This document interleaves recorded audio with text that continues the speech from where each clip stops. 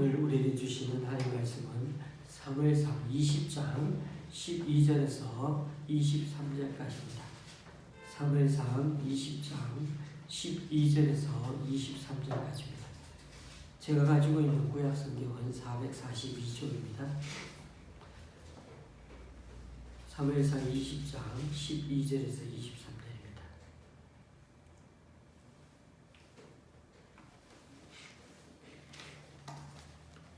교도하실 때 제가 먼저 읽겠습니다. 요나단이 다윗에게 이르되 이스라엘의 하나님 여호와께서 증언하시거니와 내가 내일이나 모레 이맘때 내 아버지를 살펴서 너 다윗에게 대한 의향이 선하면 내가 사람을 보내어 내게 알리지 않겠느냐. 그러나 만일 내 아버지께서 너를 해치려 하는데도 내가 이 일을 내게 알려주어 너를 보내어 평안히 가게 하지 아니하면 여호와께서 나 요나단에게 벌을 내리시고 또 내리시기를 원하노라. 여호와께서 내 아버지와 함께 하신 것 같이 너와 함께 하시기를 원하노니 너는 내가 사는 날 동안에 여호와의 인자심을 내게 베풀어서 나를 죽지 않게 할 뿐 아니라 여호와께서 너 다윗의 대적들을 집에서 다 끊어버리신 때에도 너는 내 인자함을 내 집에서 영원히 끊어버리지 말라 하고 이에 요나단이 다윗의 집과 언약하기를 여호와께서는 다윗의 대적들을 치실지어다 하니라. 다윗에 대한 요나단의 사랑이 그를 다시 맹세하게 하였으니 이는 자기 생명을 사랑같이 그를 사랑하게 하였더라. 요나단이 다윗에게 이르되 내일은 초하루인즉 내 자리가 빔으로 내가 없음을 자세히 물으실 것이라. 너는 사흘 동안 있다가 빨리 내려가서 그 일이 있던 날에 숨었던 곳에 이르러 에셀 바위 곁에 있으라. 내가 관역을 소리함같이 화살 셋을 그 바위 곁에 쏘고 아이를 보내어 가서 화살을 찾으라 하며 내가 짐짓 아이에게 이르기를 보라 화살이 내 이쪽에 있으니 가져오라 하거든 너는 돌아올지니 여호와께서 살아계심을 두고 맹세하노니 내가 평안 무사할 것이요 만일 아이에게 이르기를 보라 화살이 내 앞에 있다 하거든 내 길을 가라 여호와께서 너를 보내셨음이니라. 너와 내가 말한 일에 대하여는 여호와께서 너와 나 사이에 영원토록 계시느니라 하니라. 아멘.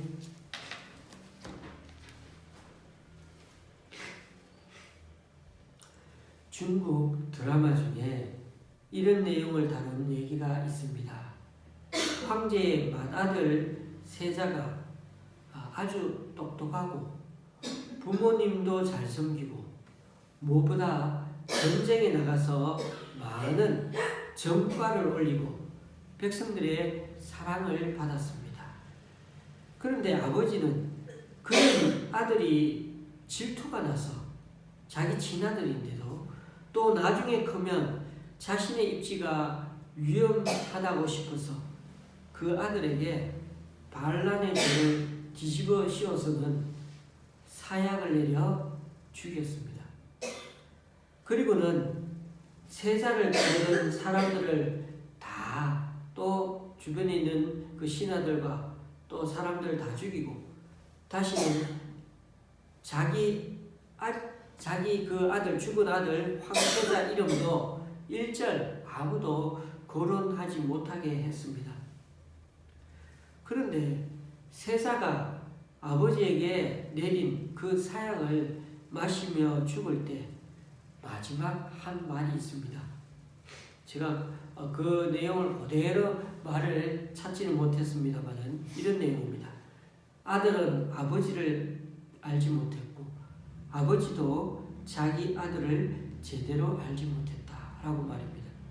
아들은 아버지를 믿고 그렇게 늘 직언을 하고 또 나라의 개혁에 대해서 아버지께 조언의 말씀을 드렸는데도 아버지는 아들이 자기 왕위를 빼앗으려고 한다고 저렇게 저 아이는 정치 욕심이 많다고 생각해가지고는 자신의 아들을 죽여버렸던 것입니다. 아들은 아버지가 자기를 의심한다는 걸 너무나 몰랐고, 아버지는 자기 아들이 아버지를 진심으로 사랑한다는 것을 몰라서 일어난 그 황궁의 비극이었던 것입니다. 저는 요즘 시대에 부모와 자식 간에 대해 생각해 봅니다.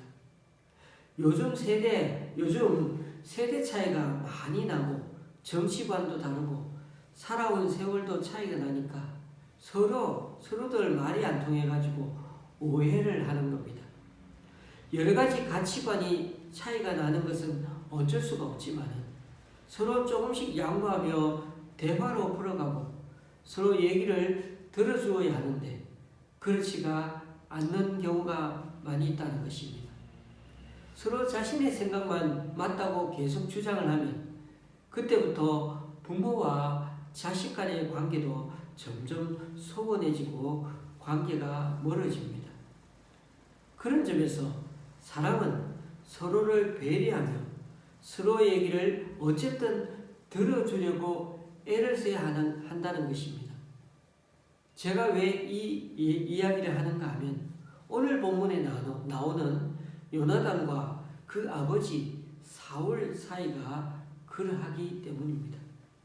사울 왕에게도 자신의 뒤를 이어 훌륭한 왕이 될 만한 아들이 있었죠. 요나단은 우리가 이미 살펴본 대로 산을 막 기어오르고 그 높은 산을 그 벼랑을 타넘고 가서 적을 기습하여 전쟁에 이긴 것처럼 장군으로 용맹함도 있었고 또 지략도 그만큼 뛰어났습니다. 그리고 자신 스스로 솔선수범하는 그런 리더십도 있습니다. 그런데 오늘 본문에 나오는 것처럼 아버지의 원수가 되어버린 다윗을 요나단이 보호하고 도와주려 한다는 것이 아버지 편에서 보면 요나단은 아버지의 뜻을 거역하는 길을 지금 가고 있는 것입니다. 그런 점에서 우리는 아버지의 뜻을 지켜야 하는가 아니면 친구와의 우정을 선택해야 하나 하는 그런 귀로에 놓여 있는 요나단이 그 갈등 속에서 결국은 우정을 선택하는 모습에 대해서 우리는 다시 한번 되돌아보기를 원합니다. 사실 다윗과 요나단 사이에는 나이 차가 좀 있습니다. 요나단이 나이가 훨씬 많고 그는 왕자 신분인데 시골 촌놈 목동 출신인 다윗과는 사실 나이도 차이 나지만은 신분 차이가 있어서 별로 친해질 이유가 없는 것 같습니다. 우리들 사는 거 보십시오. 다들 나이가 비슷하거나 아니면 사는 게 좀 비슷비슷해야 끼리끼리 유유상종하지 않습니까? 친해질 수 있는 여지가 있었다면은 다윗이 사울 왕의 집무실을 드나들면서 음악으로 치료해 주다가 만났을 것 같습니다. 나중에 다윗이 자기 여동생 미갈과 결혼하니까 그때 처남 매제 정도의 관계로 만났을 법합니다. 이 두 사람이 우정을 싹 틔우게 된 것은 역시 보니까 블레셋과의 전쟁에서 시작되었습니다. 다윗이 골리앗을 죽이고 그의 머리를 잘라 들어올리자 다윗은 순식간에 이스라엘 전역에 가장 유명한 사람이 되어버렸습니다. 그때부터 요나단이 다윗을 자기 생명같이 사랑하게 되었고 자기가 입던 겉옷도 군복도 칼, 활, 심지어 이 혁대까지 다 누구에게? 다윗에게 선물로 주었다고 합니다. 여기서 우리가 두 가지를 느낄 수 있는 점은 첫째, 남자의 우정은 자신들의 일과 관련해서 이루어지는 경우가 많아요. 여성들은 좀 다르겠지만 남성은 그런 경우가 많은데 무엇보다도 가장 생존 경쟁이 치열하고 힘든 일들을 하는 사람일수록 서로 의리를 생각하고 자연스럽게 서로 마음을 주고받게 된다는 겁니다. 우리 가운데도 보면은 군대에서 만나서 친구가 되는, 그리고 결혼하는 그런 사이가 되는 경우도 있지 않습니까? 그런 점에서 다윗과 요나단은 왕자와 촌티나는 신분을 넘어선 순수한 우정 관계를 보여줍니다. 둘째로 두 사람 간의 우정인데도 다윗보다 요나단의 일방적인 마음 씀씀이를 보게 됩니다. 요나단은 다윗보다 꽤 나이가 더 많았으니 사실 큰 형님뻘이었거든요. 그리고 요나단은 아버지 사울왕을 따라 일찍부터 전쟁에 나가가지고 장수가 되어 있었고 실전 경험도 훨씬 많았습니다. 왕자 신분이고 또 어느 정도 전투에서 잔뼈가 굵은 사람이면 아직 군인 신분도 아닌 이 소년을 사실 무시해도 되고 뭐 이렇게 여러 가지 좀 야부해도 되는데 일방적으로 좋아하고 나이가 적은 동생뻘을 그렇게 친구처럼 먼저 손을 내밀고 대하기가 쉽지 않은 것 같습니다. 그럼에도 성경은 나이 많은 요나단이 먼저 손을 내밀었고 다윗이 전쟁에서 보여준 진정한 남성다움과 믿음의 소년임을 그렇게 요나단도 믿음의 사람이었기 때문에 한눈에 반했던 것 같습니다. 그런데 요나단이 한편으로 보면 이렇게 좋아하고만 있을 수 없지 않을까요? 다윗이 골리앗을 죽여버리면서 순식간에 어떻게 됐습니까? 유명세가 극적으로 이루어졌는데 그것을 눈앞에서 지켜보는 왕자의 마음은 어땠겠습니까? 자기 아버지는 천천히인데 저 아이는 만만이라고? 일반적인 생각으로는 아무리 우정의 관계랄지라도 쉽게 납득이 되지 않을 수 있습니다. 거기다가 자기 아버지 사울이 다윗을 죽이고자 블레셋 사람들 포피를 100개를 결혼예물로 내걸었는데 오히려 200명의 블레셋 사람들을 다 죽여가지고 그 포피를 다 벗겨가지고 사울왕 앞에 그것도 당당히 내놓는 이 다윗을 보면서 어떤 심정이 들었겠습니까? 야, 저놈 대단하네. 저러다 진짜 우리 아버지 죽이겠다? 그런 생각이 들지 않겠습니까? 그래서 19장의 시작을 보면은 사울 왕이 신하를 시켜서 다윗을 죽이라고 하는 장면으로 19장이 시작됩니다. 그때 왕은 그의 아들 요나단에게도 그 명령을 제일 먼저 내린 사람이 제일 먼저 전달한 게 요나단입니다. 요나단에게 그 명령을 제일 먼저 냈죠. 다윗을 죽이라고. 그러자 요나단은 이때부터 거꾸로 할 수밖에 없었습니다. 아버지는 다윗을 죽이라고 하는데 그는 오히려 다윗을 어떻게 남들에게 죽임을 당하지 않게 은밀하게 보호해주고 아버지 앞에서는 다윗에 대해서 두둔해주는 입장에 섭니다. 그러니까 요나단은 왕의 입장에 있는 아버지의 입장과 심정도 어느 정도 이해하기 때문에 대들지는 못하고 그렇게 숨어서 그렇게 보호해주고 하고 있는 것입니다. 그렇습니다. 사람은 학교에서 공부하다가 만나 친구가 되는 우정보다 진정한 우정은 가장 힘들고 어려운 일을 같이 겪으면서 빛이 나는 법입니다. 그 과정을 지나면서 서로가 어떤 존재인지를 그 진심을 알아볼 수 있는 시금석이 되는 게 그 시대로 치면 가장 힘든 때 중에 하나가 전쟁터의 우정이었던 것입니다. 요나단은 오늘 본문에서 일부러 다윗과 함께 마을에서 나가가지고 만나지 않고 뭐 커피숍이나 이런 데서 만나지 않고 덜로다가 아무도 없는 인적이 뜸한 데 가서 이 다윗을 불러서 만났습니다. 아마도 남들의 시선을 피해 만나려 했던 거죠. 다윗은 지금 이 순간 어찌하든 살아남기 위해서 그 지푸라기도 붙잡는 심정으로 다윗 지금 요나단을 만나러 온 것입니다.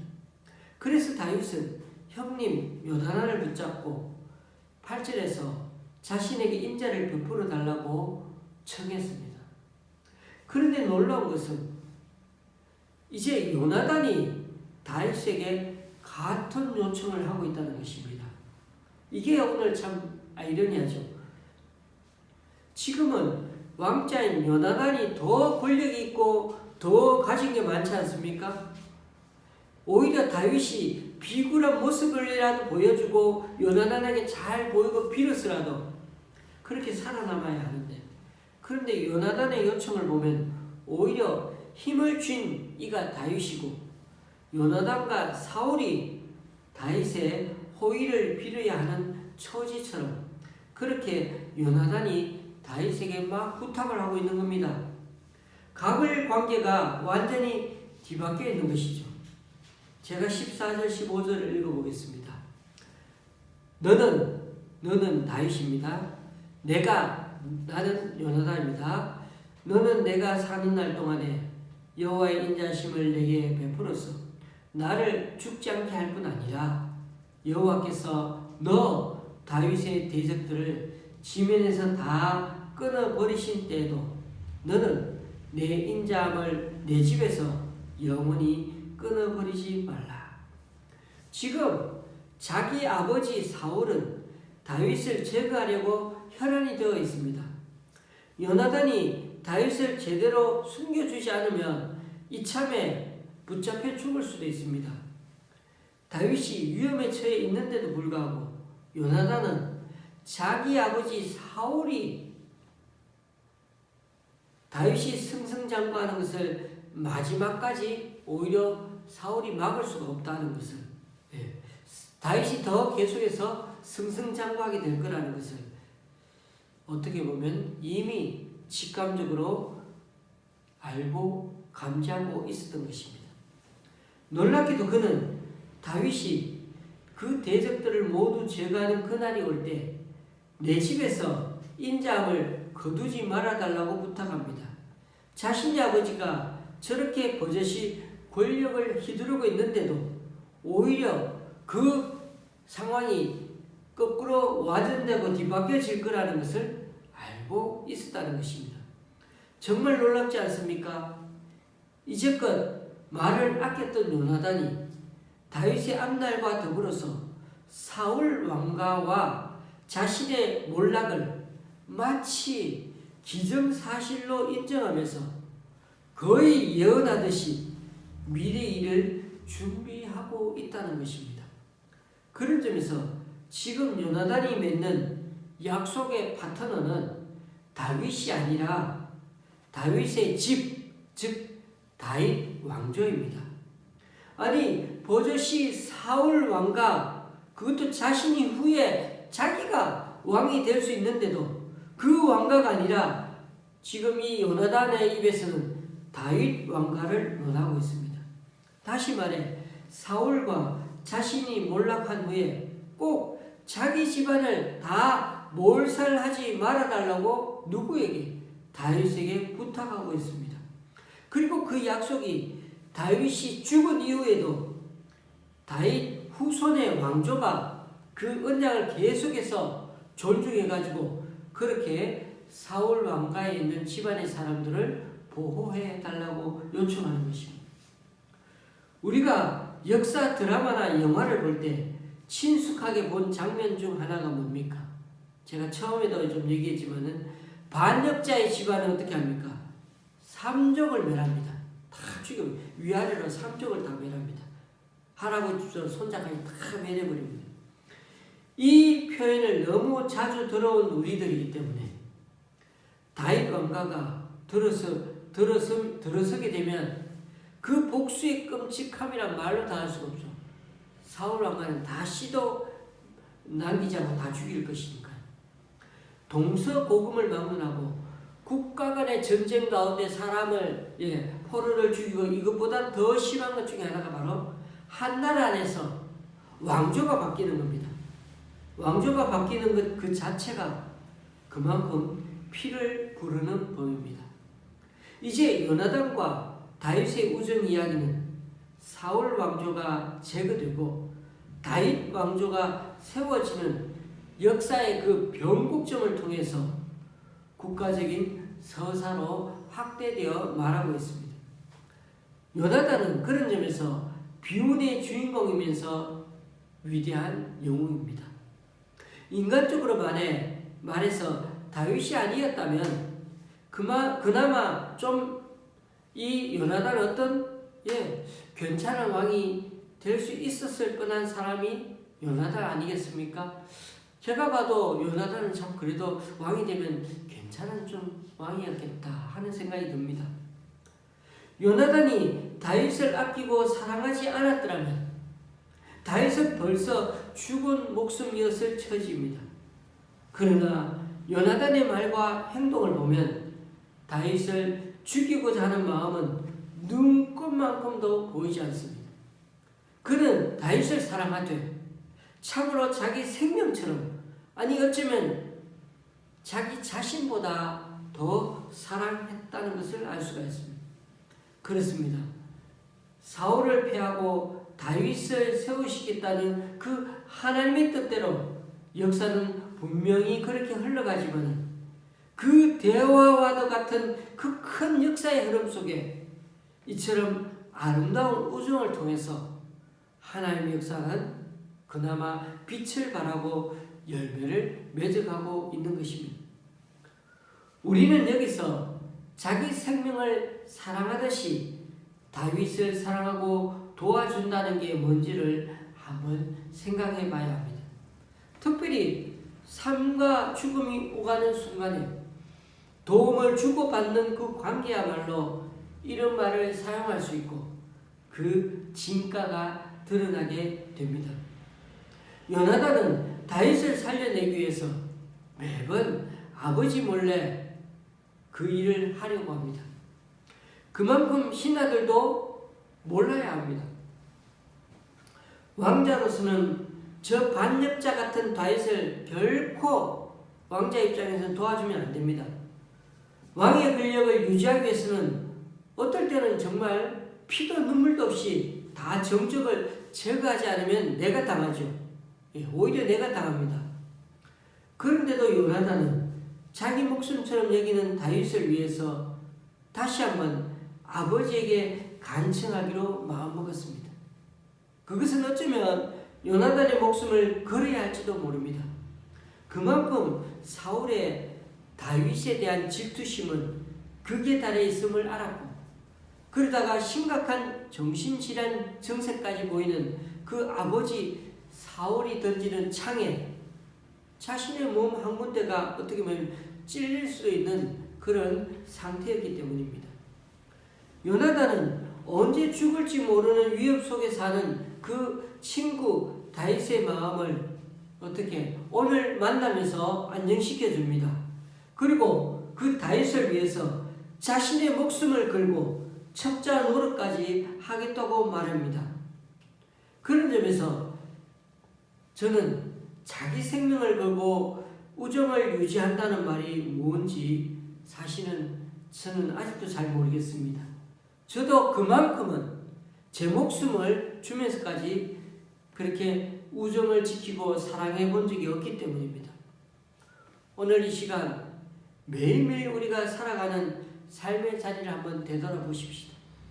가족, 친척, 학교, 직장, 거래처, 교회, 주변의 사람들, 많은 부분에서 나는 어느 일정 부분에 신경을 쓰고 어느 정도의 관계를 맺어야 할지를 알고 있습니다. 그래서 우리가 많이 오늘 만나는 사람, 이번에 한 주간에 만나는 사람들 숫자를 한번 생각해 주시죠. 수십 명이 넘겠죠. 그 중에 많은 부분에 다 우리는 이분은 이렇게 정도, 이 사람은 저 정도 하고 다 내가 어느 정도의 거리를 둬야 할지를 알고 더 깊이도 아니고 그렇다고 소원한 관계도 아니고 적당한 관계를 유지하면서 그렇게 만나고 있습니다. 그리고 또 어떤 때는 그렇게 적당한 관계를 맺을 필요가 있습니다. 더 깊이 맺었다가는 오히려 상처받기도 쉽고 또 어려움 당할 수도 있기 때문이죠. 그럼에도 불구하고 오늘 말씀처럼 우리 자신의 목숨을 걸고 우정 관계를 맺고 있는 친구가 있는지, 내 목숨을 걸고 내가 친구처럼, 정말 목숨을 걸고 친구처럼 우정 관계를 맺고 있는 우리 주변의 사람들은 얼마나 되는지 한번 우리 인생을 돌아보자는 겁니다. 지금까지 우리 주변에 남아서 우리가 도움을 주는 사람들이 얼마나 있습니까? 이 정도까지 내가 해주면은 내가 손해보는 것 같고 또 내가 아까워하지는 않는지, 거꾸로 우리 자신이 도움을 가장 많이 받는 사람들은 없습니까? 내가 이 사람만, 내가 정말 저 사람 나를 얼마나 많이 도와줬는데 하는 고마운 마음을 가지고 있는 사람도 없습니까? 요나단은 지금 자신과 가장 껄끄러운 관계에 있는 사람이 친구인데도 그 사귐을 회피하지 않았습니다. 그리고 그 친구가 가장 힘들 때 자신이 일부러 찾아가서 친구가 되어 주었지 먼저 도움받을 생각을 하지 않았습니다. 그런 점에서 요나단은 아버지의 관계가 껄끄러지는 걸 알면서도 목숨 걸고 이 친구를 위해서 사랑하고 있고 도와주려고 하는 것입니다. 그런 점에서 목숨 걸고 사랑하는, 자기 생명을 걸고 사랑한다는 것이 무슨 뜻인지 진짜 아는 사람이었습니다. 사랑하는 교우님들, 그런 사람이 우리 주변에 정말 있습니까? 그러니까 나에게 그렇게 도움 주는 사람 말고요, 거꾸로 내가 그 친구를 위해서라면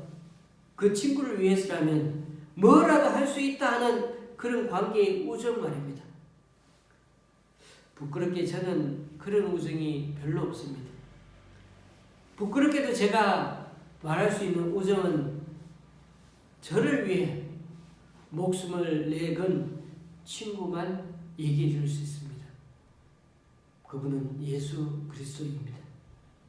사람이 친구를 위하여 자기 목숨을 버리면 이보다 더 큰 사랑이 없나니 너희는 내가 명하는 대로 행하면 곧 나의 친구라. 이제부터는 너희를 종이라 하지 아니하리니 종은 주인이 하는 것을 알지 못함이라. 너희를 친구라 하였노니 내가 내 아버지께 들은 것을 다 너희에게 알게 하였습니다. 금방 읽은 것처럼 예수님 자신의 생명을 내걸고 우리를 사랑해 주신 분이십니다. 오늘은 우리의 그 진정한 친구 되시는 예수님, 우리를 위해 목숨을 걸고 죽음의 행진을 하신 그 친구 예수님을 다시금 생각해보며 마치기를 원합니다. 그러면서 우리 또한 지금까지 그 예수님께 받은 그 은혜가 너무나 크고 감사해서 예수님처럼 이 땅에서 앞으로 남은 인생 동안 목숨 걸고 사랑하며 살아가는 그런 참된 주님의 친구가 될 수 있기를 소망해 봅니다. 기도하겠습니다. 주님, 오늘 요나단의 우정을 생각해 보면서 우리가 살아온 세월을 생각해 봅니다. 어떻게 보면 요나단과 다윗의 관계는 정치적인 경쟁 대상이요 원수 관계였을 텐데, 그럼에도 요나단은 아버지 사울의 일방적인 제거하라는 명령, 죽이라는 명령에도 불구하고 다윗을 오히려 지켜주고 자기 생명처럼 보호해 주려고 하는 모습이 참 눈물겹기까지 합니다. 그러나 오늘날은 서로 이해 타산을 서로 따지지 않고 진정으로 친구를 위해 도와주고 희생하려는 모습들이 너무나 찾아보기가 어려운 시대가 되었습니다. 특히나 어제의 친구가 내일이면 변절하기 쉬운 그런 세상을 살아가면서 우리 위해 아낌없이 목숨까지 내놓으신 예수님을 다시금 생각해 봅니다. 우리의 지금 현재 삶이 예수님을 닮아서 만나는 사람들, 특히 가족 간에 우리 주변에 가까운 사람에서부터 먼저 하나님께 드린 사랑과 헌신을 지켜내고 또 받은 은혜 받은 사랑 귀히 여기고 우리 목숨 자기 생명 사랑하듯이 정말 우리 주변의 사람을 아끼고 사랑하며 배려하고 또 섬기며 살아갈 줄 아는 우리들 각자가 될 수 있도록 이번 남은 3일간의 삶도 지켜주시고 인도해 주시옵소서. 예수님의 이름으로 기도드리오며 이제 우리 모두 주님께서 가르쳐 주신 기도를 한 목소리로 함께 기도하오니 하늘에 계신 우리 아버지여 이름이 거룩히 여김을 받으시오며 나라의 임하옵시며 뜻이 하늘에서 이룬 것 같이 땅에서도 이루어지이다. 오늘날 우리에게 일용할 양식을 주옵시고 우리가 우리에게 죄 지은 자를 사하여 준 것 같이 우리 죄를 사하여 주옵시고 우리를 시험에 들게 하지 마옵시고 다만 악에서 구하옵소서. 대개 나라와 권세와 영광이 아버지께 영원히 있사옵나이다. 아멘.